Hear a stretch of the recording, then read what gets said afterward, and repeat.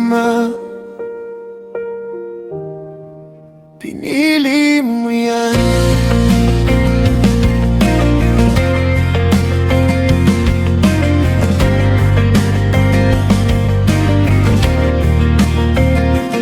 Sa ibang bahay ka ngayon umuwi, may ibang batang yakap-yakap mo sa gabi. Tinatawag kang mabuting magulang habang sariling mong anak sanay nang wala ka sa tabi. Ang dali mong sabihin hindi na kami masaya, parang dahilan na matagal mo nang hinanda. Ginamit mo pa ang mga lumanyong away para takpan ang katinang laman. Hindi ka umalis dahil nasasaktan ka, umalis ka dahil may bago kang gustong tikman. At ang pamilya mong buo pa kahapon, ikaw mismo ang sumira, walang ibang may kasalanan. Habang may batang nakasilip sa pinto, umaasang maririnig ulit yabag mo, pero ang dumating katahimikan at mga pangakong hindi na babalikan. Hindi ka bayani sa kwento ng iba, kung sarili mong anak ang iniwan mo sa luha. Hindi ka naging magulang sa pagbuo ng sirang pamilya ng iba.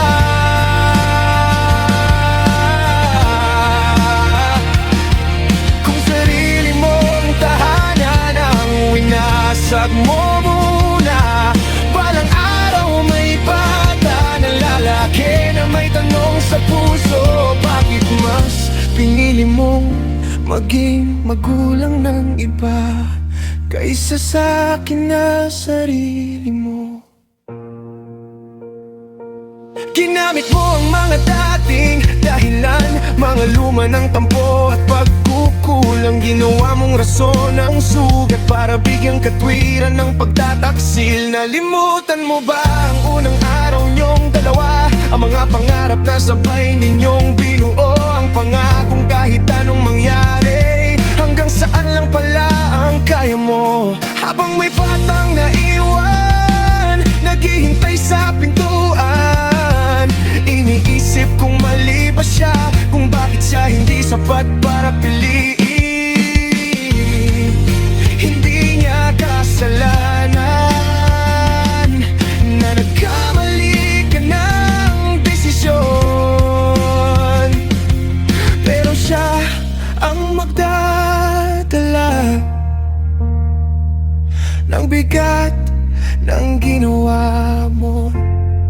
Hindi ka bayani sa paningin ng mundo, kung sa mata ng anak mo ikaw ang nagtaksil.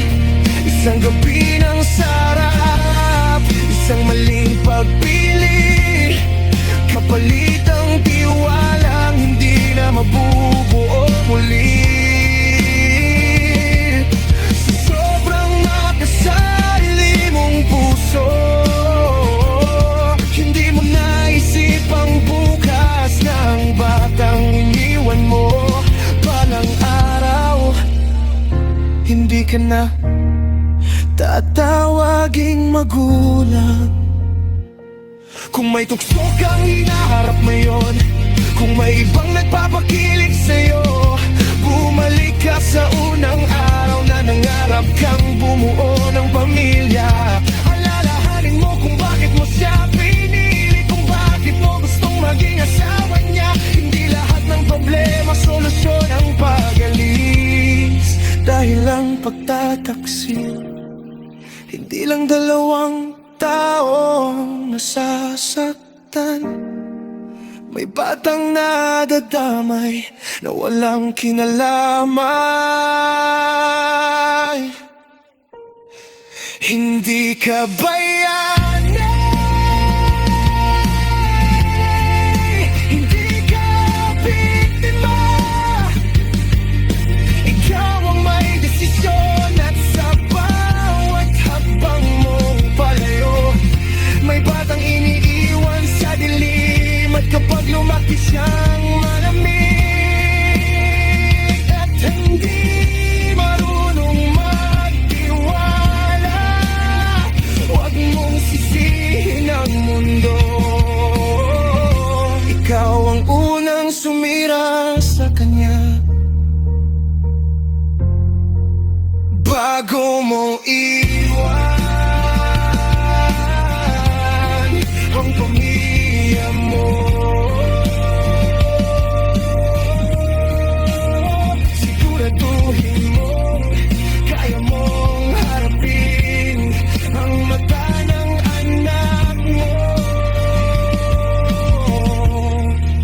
Kapag tinanong ka niya ng bakit hindi ako sapat,